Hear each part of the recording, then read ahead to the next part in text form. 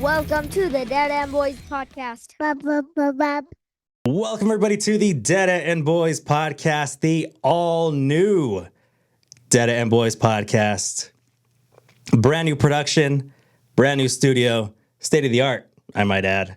I am DB, I am the host, and today I am welcoming a very special guest.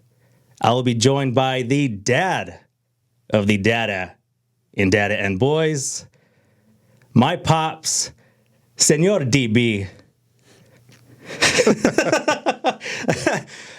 I was going to ask, so am I DB senior? Or? Yeah.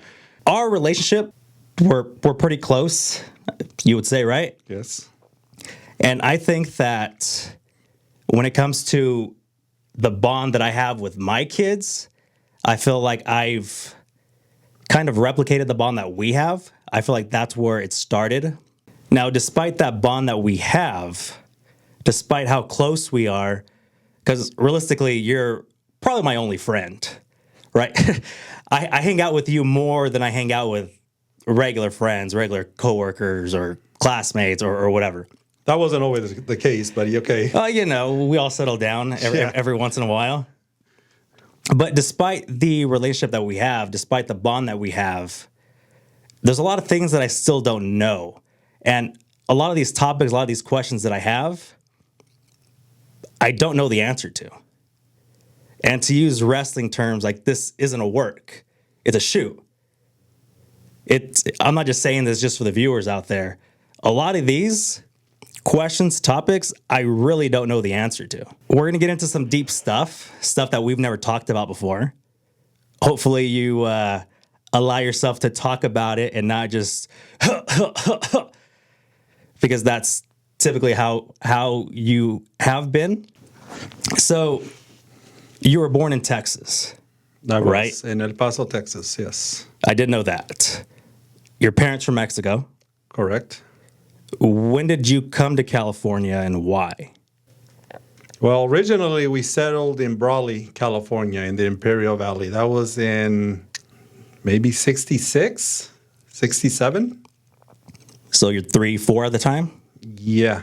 My dad was still not a legal citizen, so he was just right across the border. And I remember one Sunday, where I hugged him and I said, "Ahí venimos para la semana que entra. We'll see you next week." And then he goes, "No, hijo, I'm coming home with you." So I remember he being very happy that he got his papers and he was able to come in legally. So there was a clear language barrier, right? At this point, you didn't know English? I did not know English. So where did the fluency in English come from? Because you're speaking English. In school. This isn't some software that I'm using to automatic translation. School. I remember my dad, he knew English, broken English, but he could hold a conversation. But it was rare when he spoke to us in English. I remember my mom telling him, "Speak to them in English. They're going to be starting school." And he did, maybe a couple of phrases, and that was it. Now, this school was a predominantly English-speaking school? Yes.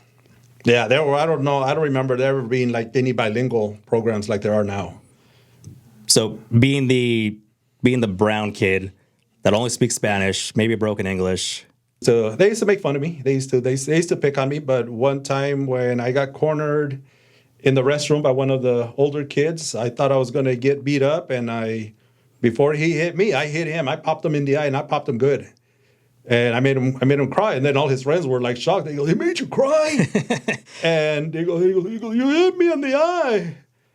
And in my mind, I was thinking something to the equivalency of like, "Come on, mother effer." You want to go at it? And I was pissed too. I was tired. And from then, I guess I just started standing up for myself more, and it eventually stopped. Grandma would walk you, your mom would walk you. I'm assuming Grandpa was working? Oh, yes. He always worked, yes. He passed away when I was 11. Correct. I remember him being very stubborn. He could be not feeling well. He could be ill. His leg could be falling off or whatever. No. Estoy bien. Old school Mexican man. would you say? Yes. Did the macho, like, guys have to be tough, I'm tough, did that kind of demeanor, that stubbornness, keep him from showing any sort of emotions? Do you remember him ever showing emotions like sadness, like hurt, like disappointment? No, not really. Not when I was a kid. I remember it was around 79. I was 78 maybe. We had moved, and one of my cousins, he had bought a lot with 2 houses on it. And he supposedly was going to give us, my dad, the opportunity here. You take one of the houses, you pay me the rent. I already put down the down payment, you pay me the rent. And then he rented out the other house. So in essence, it was like he was paying them rent, but it was really supposed to be a mortgage. Well, apparently there was nothing drawn up. His family, Grandpa believed him. So anyway, so then they got kicked. Eventually, they lost their house where they were living. They had to move out. So they moved in with us. Then eventually they just started acting like it was their house, and we were the ones that moved in with them. You know, and anyway, tensions just got too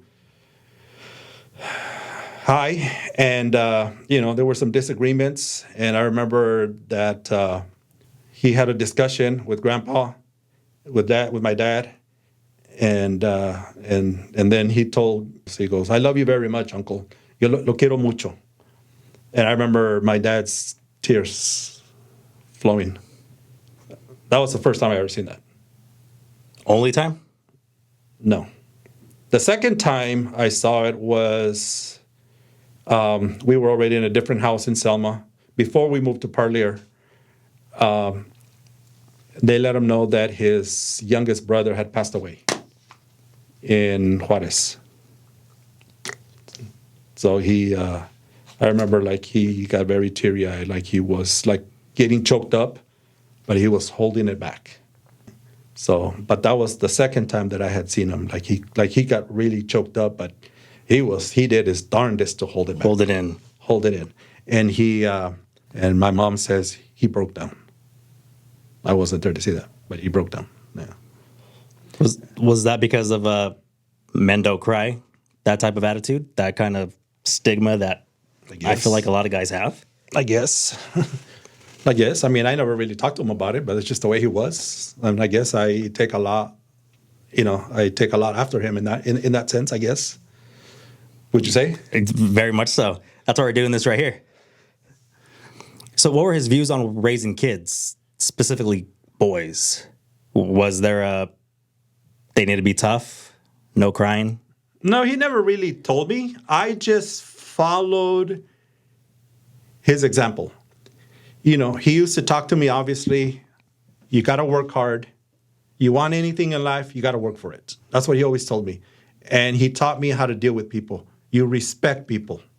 You don't demand respect, you earn it. But you also respect people until they're not worthy of your respect. That's what he always told me. So he taught me about working hard. Nobody's going to give you anything for free. And just be the best person you can, and you respect people. You treat people with respect. But as far as telling me, no, boys don't cry, men don't cry, no, he never told me anything like that, no. But it was more so just following what you saw. I guess I just followed his example. I don't know. Maybe that's in my DNA. I don't know. It's just how it is. How would he play with you? Wrestle, but my dad was about 19 years older than my mom. So my dad was already like 44, almost 45 when I was born. So, and my dad worked hard all his life, most times in the fields, just manual labor, agriculture. But yeah, I remember when I was maybe 6, 7, 8, we used to wrestle. probably not as often as you with your boy, or You with your boy. or me with my boy. Other than that, he didn't really play. He wasn't that type. We never really went anywhere. Blue Demon, Mil Máscaras. We used to go see that. I remember one time we were really excited, and I could tell, and he never showed excitement about anything either. He didn't show sadness, but then again, I never really saw him show any excitement about, oh, we're going to go do this. Oh, I'm really excited. I'm really looking forward to doing this. I never saw him really like that. Until Stone Cold Steve Austin would stun Vince McMahon in the middle of the ring and you remember give that. him a beer bath, and he'd get on the edge of his seat. Except when he was watching wrestling, yes, he would be. And this was before WWE. And anybody dared cross in front of him, in front of the TV while he's watching wrestling, he'd want to get up and just throw you out the window. Hey, what are you doing? Quítate, muchacha. How do you think your interactions with your dad, whether it's the wrestling or like the lack of, playing with or time being spent, how do you think that influenced you with your kids? Was there anything that your parents would do that you wanted to implement in your parenting? And then was there anything different that you knew that you wanted to change? I think as far as my relationship with my kids, I think I got more of that from my mom. She was the affectionate one, showing us love, hugging us, kissing us. I think I got that more from her. I don't think I took after my dad. I never doubted my dad's love for us. Never. Not even, we used to hug him. I remember, and then he'd hug us. But I don't remember him coming to us and hugging us. I remember when we were small and getting ready for like on weekends or whatever, getting ready for bed. It was always my mom that would do that. Because I remember you would play with me. You would play video games with me, NFL Blitz or No Mercy or whatever Nintendo 64 game that we were playing at the time. You would do voices for things that would talk, my Bart Simpson or the hairs on your legs. No, I drew the line on that one. Or dead ants on a bar of soap. Did that come naturally to you? Yeah. I don't remember. Maybe my mom did it, but I don't think that's where it came from. I think it just, the voices that I used to do, the Bart voices, I think that just came naturally. I just wanted to play with you, because I know how much you love Bart. Love Bart. So being a dad was just easy. The paternal instincts, were there immediately. It was nothing that you had to work on. No, it was just there immediately. It was just like when I found out that your mom was pregnant with you. It was like instant. And I had mentioned to start where I feel like the pathway that I took on me being a dad now, I feel like you had a lot to do with that, because my kids talk to everything now. Would I have done that if I wasn't raised on that? Probably not.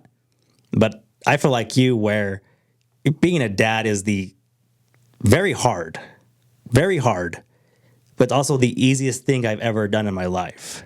I always say that, especially my oldest, because I feel like, obviously I have two kids, and I feel like my oldest came at a time in my life where what else was there? Like, what was my purpose for being here?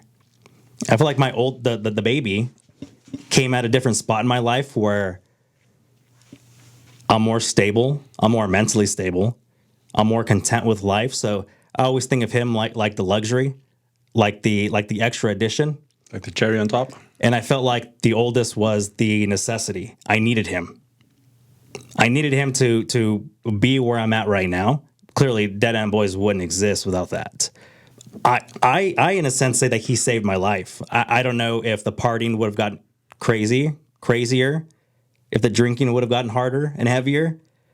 Because, I mean, I know you probably thought that I never drank or partied or anything, but... Well, wait, what? You did? But we would party hardy.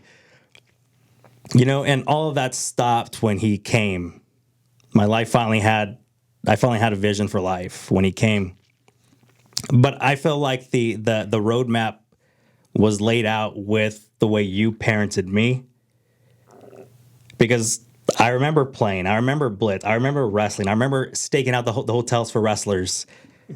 You know, I remember all that. And that's stuff that I try to implement with my kids. Speaking of my kids, when it comes to you being a dad and now you being a grandpa, what do you feel is a difference in your feelings? Meaning, is there a difference when you play with them and you play with me? Because when I see you with them, I don't remember seeing that softy with me. You were soft, but not like that. You will let them get away with murder. I wouldn't say that. Yeah. I don't know. In a way, it's maybe even more gratifying to play with my grandsons. I just think about our family, my dad. I remember my grandpa. I remember my two uncles. Do I feel softer? I don't know, maybe. Because I have conversations with my brother. You met Mom when she had a slight baggage. A little bit. A little bit. You met Mom when she had 3 small kids. So I still talk to, my brother, and he has mentioned that he sees you with your grandkids, and it's almost night and day of how you were when we were growing up. Maybe it's almost like that stamp of approval for you, where maybe you raised me right, and they are the byproduct of you raising me, and maybe you feel like it's all the fun with them. Yes. You don't have to raise them. I don't have to raise them. Yeah, exactly. And we have a lot of. I've always said our life is like a novella. It's like a soap opera. There's always something going on. Always something. And my nephew, your grandson, we had. The backstory. He was a victim of child abuse, and just for the story, it's Mom's kids, not your biological kids, but you were around to raise them. But my nephew, your grandson, was a victim of child abuse when he was a year old. Shaken baby syndrome. And I remember I was a sophomore in high school when that happened. I remember I came home from school and your mom, grandma, was there. She doesn't drive. She lives 35, 40 minutes away. And she's just not there on a random weekday. So when she was there, I knew something was up. I just didn't know what. And I remember I asked her, like, what are you doing here? Where's everybody? And they said they took Adam to the hospital. And I was like, why? I don't know. He had seizures or something. My thought was maybe he had a high fever. Maybe he had, not to the extent that it was at. And I remember the sun started going down, started getting darker and darker and darker. And you guys weren't home yet. And at this point, I still didn't know what was going on. I still thought it was just he had a high fever. Maybe they're trying to bring his temp down a little bit. But then I remember she asked me, do you want your aunt to come pick you up so you can go see Adam? That's when I knew something happened, because it's just like, well, why would I need to go see Adam? I don't know if maybe you could answer this. Did Grandma know what was going on at that time? Did she know the severity of it? Yes. She did? She knew. I've always wondered if she knew, because she told me she didn't. Obviously, she didn't want to break to me at that point. I think that was because of mostly me. I told her I wanted to tell you guys. I was going to break it to you. When you guys got to the hospital, I was going to tell you. And I remember going to the Valley Children's, going to the ICU, and I remember seeing cops in the hallway. thinking like, what the hell is going on? And then I know before I walked into the room where everyone was at, like the ICU waiting room, you kind of cut me off and you kind of took me back walking in the direction that I was already walking in. And you told me that he was in surgery and that he, they don't know if he's going to make it. And I remember like, wait, what? And then you told me they think Raymond did it, my sister's boyfriend at the time. That motherfucker was there. And I didn't know how to process what was happening. You just told me that my nephew, who we had just celebrated the night before his birthday party, he was already learning how to walk. Yes. We were just with him at Chuck E. Cheese the night before. Yes. The very next day, he's fighting for his life, and he told me someone is responsible for doing that. Yes. What was that experience like for you when you first found out, when you first started finding out what was happening, and then when you found out that this wasn't an accident? You're going to edit this, right? I'm going to kill that motherfucker. There's no need to edit. I'm going to kill the motherfucker. And I wanted just to bash his brains in right then and there, but I was thinking, no, I gotta think of your mom. I gotta think of you guys. That's gonna not doing Adam any good. I'll take care of him later. That's what I was thinking. And then when your brother showed up, when we picked him up, Because he was attending college out of town. and we went to go get him. And we told him, your mother and I took our darndest to calm him down because he was going to tear into him. And it was just basically what I had to tell myself to calm myself down, to settle myself down. I had to tell him. Think of your mom. Think of your brothers, your sister.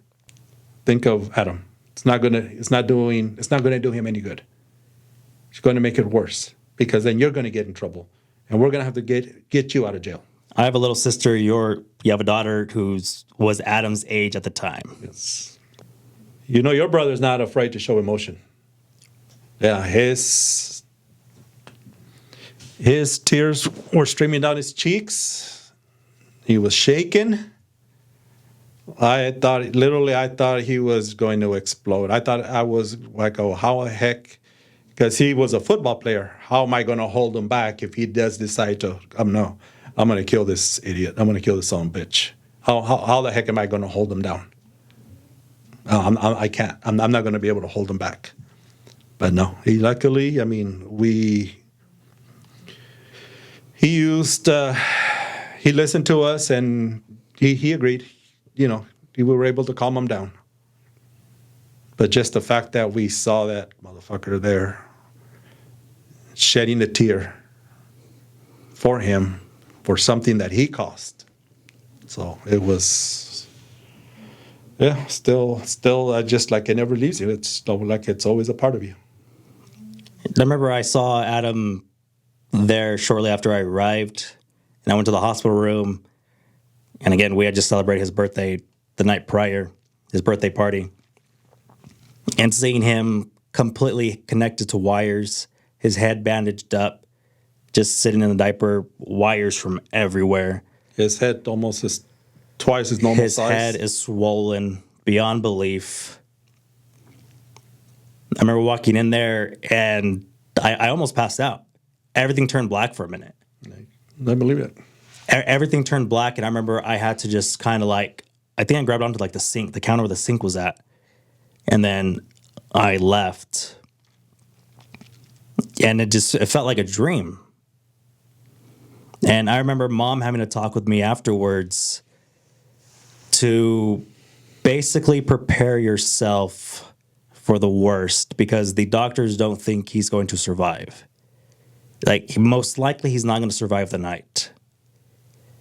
Well, the night came, and the night went, and he was still with us. Well, then he won't survive this night. He won't survive this week. He won't survive the weekend. And he did. And he did. And he did. And he did. And he has. He's still with us. And he has. But the trajectory that this shifted our life towards, our lives have never been the same. Nope. You expressed the feeling of seeing Raymond after you found out what happened. What do you think that you would do or feel if you saw him today, 20 years later? Because that's something that I still think about. I think I would just go up to him and just, without saying a word, I think I would just punch him in the face. If I was to see him, if I was in a car and I see him at a crosswalk, would I run his ass down? All right, this might have to be edited. Probably. I don't know. He was never a normal little boy by any stretch of the imagination. Today, he is 20 years old, and he's still like a big, giant baby. His health is deteriorating. And because it was a child abuse case, obviously we had a big old stink with CPS about getting involved. And, of course, they removed him into foster care. And ultimately, he ended up going back to you guys, where he has been for the past 15 plus years. He's been living with you guys. What was that adjustment like, taking in Adam, not only taking in your grandson, not only taking in a small child, but now taking in a grandson, a small child with his injury, with the results of the injury? Well, we knew that because we didn't have to take him in. We chose to because his mother was going to put him in a home. And so, but I knew that our lives would never be the same again. But, it's what we had to do. It's what we had to do. As far as all his appointments, his therapies that he went to, I mean, that was always 100% your mom, because I was always working. Yes, sometimes when he had out-of-town appointments, I went to. He spent 3 days at UCLA Medical Center, and they told us there that if he made it to his teens, it'd be a blessing, because he's more than likely he wouldn't. Now he's out of his teens and he's still here, but it was... everything that we did, well, we always had to think about Adam. He just teaches us so much. Everything that he has gone through, his daily struggles, and he does struggle, mostly because of his seizures. And even today, he still finds a way to smile, and he's like our inspiration. When I'm having a bad day and whatever, and, I think about Adam. I do. I think about Adam. What do you think all this has done to you personally? Like, we talked about emotions earlier, and I never saw you cry about it. I assume it's just a stigma where you want to be strong for us. You don't want me to see you cry. You don't want us to see you cry. I mean, but what that had to do to you on a personal level, seeing Adam when he's born, seeing him crawl and walk and progress through life like a normal 1-year-old should, to just be taken away from him because he didn't go to daycare that day. His life being taken away from him over one coward's actions. What would Adam be doing right now if that didn't happen? Would he play in college football somewhere? He's a big boy. He's a big boy. Would he playing for Fresno State right now? USC? Doing something else? Emotionally, what did that do to you? When you described when you saw Adam at the hospital, critical, with all the wires, with his head bandaged up. I know what you're talking about because when I went there, it took everything I had to keep it together. Because I remember I looked at him and I go, this can't be Adam. And your mom was there talking to him, caressing his chest, his body. And I just looked towards the window. I remember looking up to the sky, and I just asked God, why? Why, Adam? Why? And I remember your mom had to come get me. It was just like, because she knew I was about to lose it. And I just had to take a deep breath, and then I looked at Adam again. Everything went black. It was just like, okay, I told your mom, I need to get out of here. I need to get out of here. And I went and I just went for a walk down the hall, from one end of the hallway to the other, and I came back and I just got myself together. Yeah. Yeah. It's the guilt, this was so preventable. We should have known. But remember how remember how the news reporters were always coming to the house and interviewing us about Adam? The one reporter from Channel 21, because your mom has a lot of guilt about that too, feels a lot of guilt. Not that it's any of, her fault, but like your mom was like, I should have known. I should have known this was going to happen. I should have taken him, because the day before we knew that he was a little under the weather. I should have taken him. And I remember the reporter saying, you're not God. By you thinking like that, you're putting yourself on God's level. And there is no way that you were going to know this. You cannot see the future.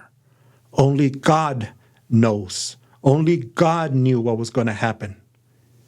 And it happened for a reason. Even today I go, okay, I seriously believe that maybe many, many kids have been saved because of Adam's story. We were always telling to anybody that would listen, telling Adam's story. And if we were able to save one child, then I guess it was worth it, but Adam's the one that ultimately paid the price. Well, Adam had a law passed after him. After his case, there was a loophole in the system that was discovered after his case, because the guy who did it, after he was eventually caught, because he did skip bail. A couple of times. Yeah. Yes, a couple of times. And after a plea deal and time already served, he was sentenced to 7 years? He served 7 years. 7.5 years. And he's been out. He's living his life. But his life goes on. Adam's serving a life sentence with what he... And I remember being in the courtroom, because we were there, court appearance after court appearance after court appearance. And I remember at his sentencing, the judge told him, basically, he saved your life as well to Raymond. Yes. Because if he would have died, Raymond would have gotten a life sentence. He never would have seen the light of day again. But because Adam survived, Raymond gets to survive. Exactly. Because we've always said Adam is our miracle. Adam is our miracle. Adam was not supposed to survive the surgery. He did. He wasn't supposed to survive that night. He did. They told us, but he's hanging on by a thread. He was not supposed to survive that first week. He did. By the end of 2 weeks, he was in therapy. So I remember the judge said, Adam is a miracle. The fact that he survived. But he told that piece of shit, but he's also your miracle. Because if Adam had died, you'd be locked up for the rest of your life. So he saved your life as well. I remember that, yes. And with Adam's law, they can serve a life sentence now if they cause permanent damage to a child, I think under the age of 7, 8. Mm-hmm. So if Adam's law would have been in place when this happened, Raymond could have been serving a life sentence. Although it's California, so I mean, Yeah. still could have just been that. But we would like to think that what happened to Adam didn't go in vain. It didn't happen in vain. We would like to think that what happened with Adam happened for a reason. And if he has protected one kid, one child, then I guess it happened for a reason. Because you mentioned the loophole. And that loophole was, if Adam had been 8 years old when this happened to him, yes, that piece of shit would never have seen the day of light. He would have been locked up. But for children under 8 years old, the law did not distinguish between a broken thumb, a broken finger, or a broken neck. And to me, that's just, how could this loophole been there for so long and nobody's ever done nothing about it? It took us 3 years going back and forth to Sacramento. Spoke before committee after committee after committee. And the way these liberal politicians are in Sacramento, they want to close down prisons. They worry about jail overcrowding. Who gives a shit? Lock them all up in one cell. Who gives a shit? They're all pieces of shit. Because of their thinking, children like Adam are the ones that pay for it. Adam is paying for it because of their stupid liberal views. Go over jail overcrowding. Who gives a shit? Just lock them up all in one cell. Or take him in the back. Or just take them out back. Just shoot them. Who gives a shit? That's how you get rid of the scum of this earth. Just get rid of them. And you kind of alluded to earlier that you basically starting over, taking in grandkids. Adam's not the only grandkid you guys have taken in. You have other grandkids that you've taken in. Yes. And you also have your granddaughters that you've taken in. Now your other grandsons that you've taken in. I think this is what you have 4 now, 5. How many grandkids you guys have taken? I don't know. I lost count now. But when I had my own son, that's when the disdain for them, like my siblings, I guess, if you want to call them that, that's when it really came to light. Because when I see my kids, there's nothing in this world that I wouldn't do to protect them. There's nothing that I wouldn't do for them. I know mom gives me a hard time that I spoil the shit out of them. To me, that's just them being loved. When I see my nephews, my nephew is my oldest son's age. My other nephew, his brother, is my youngest son's age. A few months older, but yes. So the comparison between the two, my son, my nephew, my son, my other nephew, the comparison is there, and it's sad to see where my son's at, what my son can comprehend, what my son can communicate to me, and then to see where my nephew's at. He doesn't know how to communicate to express his wants or his needs. He expresses them by throwing fits, by having tantrums, by being, I don't know, scared of things because of the environment that he's been raised in. And we actually had something happen this past weekend where, more of this drama unfolded. And I took that time to explain to my oldest son that not every kid has the same luxuries as he does. Sometimes my son stresses about not having the latest toy. He wants one of my collectibles because he doesn't have that one maybe, or he doesn't have that variation of the Fiend and he wants it. And that's what he stresses about. And he tries to make little deals with me of like, well, you can have this toy and how about I get that one? I know. He's tried that with me too, as you know. He's tried that with me too. And I've used this weekend and what we've been through to really express that to him. Like, your worry is having the latest toy, your cousin's worry is where is he going to sleep that night? How is he going to get in trouble today? How many times is he going to get yelled at today? That's what he has to worry about. How many times is he going to get cussed at today? And that's what he has to worry about. Yep. And like my oldest is 7, and it kind of hit him where he's just like, I can't believe that. Yeah. I saw him last night, and yes, he was that way. So I don't know. It's just when I became a dad, everything really, really, really hit me harder than it had before, because now I can relate to it more from the parent aspect of it, not just from a guy just on the outside looking in. Because yes, we know people all the time who aren't parents who can be like, well, if I was the parent, maybe you should do that. No, because you don't know. Now that you're a parent, now that I'm a parent, it leaves me dumbfounded on how people can treat kids this way. Your own kids. Yeah. Your flesh and blood.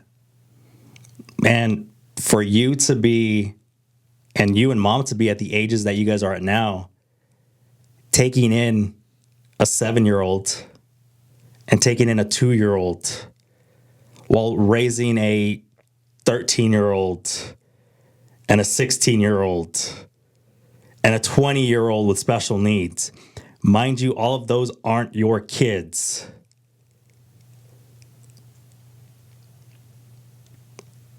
It leaves me speechless, and I hope you have the vodka and the whiskey ready, because I'm sure you're going to need to down a few. Since this new drama just unfolded this past week, I mean, deep down inside, I always had a feeling it was more likely to happen again. Hoping it wouldn't, but deep down, I kind of figured it would. So, but I don't know. I can't say that I'm surprised. And when we were talking about like your relationship with your grandkids, because with my 7-year-old nephew, your 7-year-old grandson, not my kid, but I feel like you're close to him too.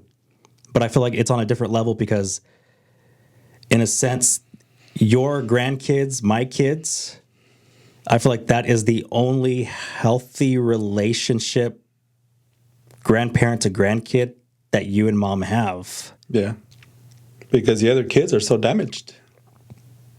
Through no fault of their own, because of their stupid parents' decisions, choices.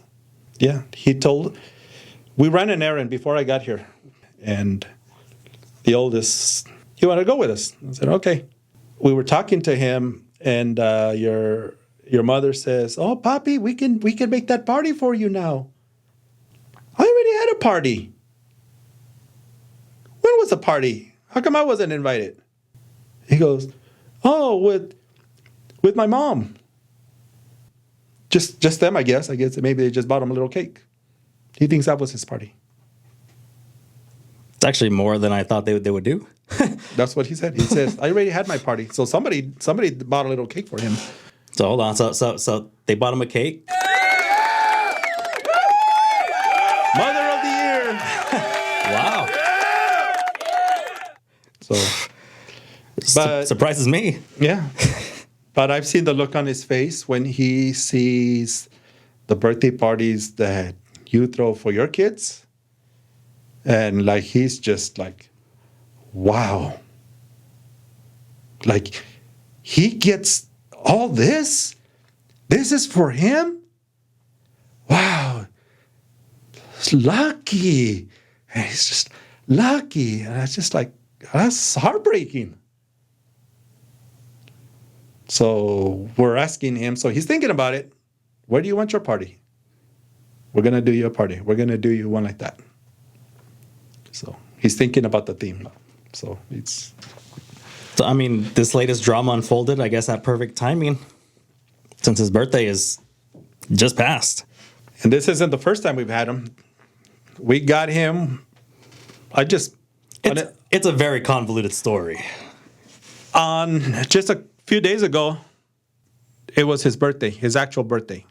7 years ago, on the day that you were born, we didn't even know that you existed. And then you came to live with us when you were only 3 days old. Like, he was just like out of nowhere, and here we are 7 years later, and he's back. The first time he lived with us for about a year and a half. Right when he was born, because he was basically born into CPS. Yes. They contacted you, come get this new kid, right? We had no idea she was pregnant, no idea he was coming. No idea. He was born. They called the grandkids, or they called the grandparents, because you already had his siblings with you guys. Mm-hmm. So because he was born in the CPS system bubble, yeah, any kid that she popped out immediately went to you guys. Yes, because we had his older siblings. Yes, and those are the siblings that are now almost 17 and 13, 14. Yeah. And now his little sibling. now we have them, and we've never even met him until just now. Yeah. So this is a big adjustment for him. So you had the 7-year-old, his first year of life. Then he was taken from you guys, given back to his biological mother. Yeah. And then now, until this past weekend, taken right back. Which almost 7 years to the day that we first got him when he was a newborn, he's back. And I'll give him back to you guys with a little playmate. Yeah. And he's 2. And he's 2, about 2.5, yes. We talked about, you met Mom. She had a little bit of baggage with her. A little bit. You met her by making a left turn randomly. I think you were leaving a party. It wasn't vibing with you, so you end up leaving. You end up taking a left turn when you should have taken a right turn. I should have made a right turn to get on the freeway. As I approached the stop sign, last split-second decision. I don't want to go home yet. I made a left turn, and I was in the right-hand lane to turn right. Looked in the rearview mirror, no cars. It's pretty dead out there. I took a left turn. I made that left turn. And that's where that's all she wrote. That's where I met her. That's all she wrote. And then I see this little piece of shit, blue Datsun, pass me up, and 2 females in there. Hi. All right. And follow us. All right. And then so the passenger got out, and I looked at her, and I was thinking, oh, shit. Hope she's not watching. and then I saw her friend that was driving it. Oh, all right. Yeah. So rest is history. But everything, I've always talked about this. I had to leave at the right time. I got to Bogies. I stayed there long enough to realize, well, nothing's happening here either. I had to leave at the precise moment. Got in my car at the last split second. Instead of turning right, I made a left turn on Ventura. And I don't know, everything happened exactly. If I had... And on their side too, however their night played out. Yeah, exactly. So my question is... It's destiny. Where the hell were her kids? Oh, they were with their aunt. Not a red flag there. She left her 3 kids to go out, and she had a random stranger follow them. Well, I remember she told me about her kids, and I go, really? All right. And who do you live with? A male cousin. And I go, yeah, a male cousin, huh? Yeah, right. Yeah, okay, all right. All right, I see how it is. And I was thinking, I go, no, maybe I can still get some, and just screw the male cousin. Are you ready for number 4? And no, but after I dropped off the friend. Oh, because we went to Denny's, and right there, I should have known. Somehow she either lost her keys or she locked the keys in her car. And that should have been up there because to this day, she continues to do stuff like that. If she's not losing her keys, she's losing checks, she's losing money, she's losing... Like I told her, you would lose your damn head if it wasn't attached. And you, I know. Anyway, and that should have been the first red flag. But I was like, but I saw this as an opportunity to go, oh, all right, so you're gonna need a ride home. So I go, let's take her home first, all right? Goes, but she was under the assumption that I wanted to be with a friend. I go, hell no. Then I took her home, and no, we just stayed in my car, and we talked all night, literally all night. We talked all night, and I had I've never had so much fun with somebody like that, never. And then finally, I asked, I go, okay, is this all we're gonna do? We're gonna talk? What do you want? Can I kiss you? Okay. And so I leaned over, and the first thing she did was like, I was just, okay, I wasn't going to do that. I wasn't going to grab real there. Modest. 3 kids and real modest. But anyway, so, and then she convinced me, she does live with a male cousin. Okay. She goes, he's my cousin. All right. And I wound up leaving at 5 o'clock in the morning, and I had to be at work.